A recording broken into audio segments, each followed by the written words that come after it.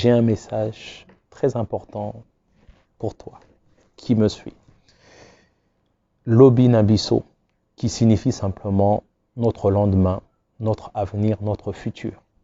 Mais on ne peut pas parler du futur sans passer par le présent.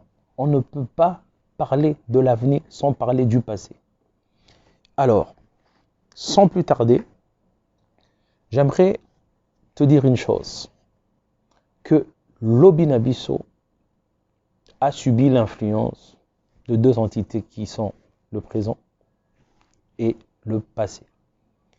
Et même Dieu nous enseigne cela.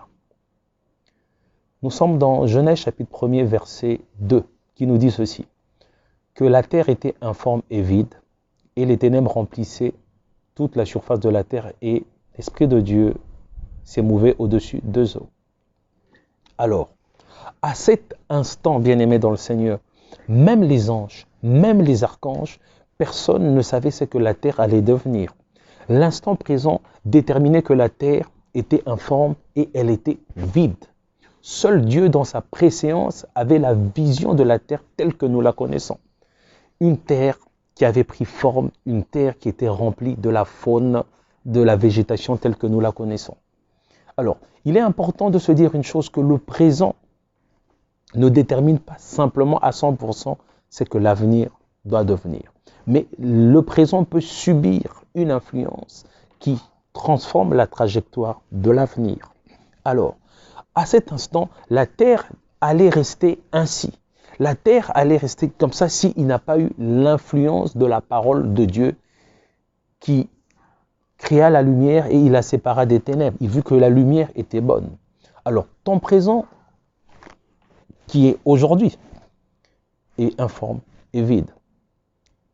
Aujourd'hui, tu peux te dire que ton avenir va tout droit à l'échec. Donc, l'échec est prévisible. Mais j'aimerais te dire que ton présent peut subir l'influence de l'Éternel et changer ton avenir.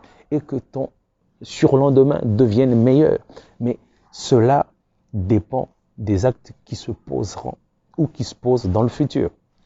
Ton passé a déterminé le présent. Parce que le passé, tu ne peux plus le changer. Et c'est le résultat. Au fait, le présent est le résultat du passé. Mais le futur peut être le résultat du présent tel que tu le connais ou un présent qui est influencé par la main de Dieu. Alors, demain peut être meilleur, mais si tu subis cet acte, cette influence, cette impulsion qui altérera ton avenir demain. Il est important d'avoir cette vision parce que Dieu seul avait la vision de la terre dans Genèse chapitre 1er. Les anges ne savaient pas ce que la terre allait devenir. De la même façon que les hommes aujourd'hui ne sont pas en mesure de dire à 100% ce que ton futur sera. Seul Dieu a la vision de ta vie. Seul Dieu a la vision de ton avenir. Tu sais, nous avons des choses que Dieu a mis en nous. Et Dieu a mis les atouts qui feront que ton passage sur terre ne soit pas un passage en vain.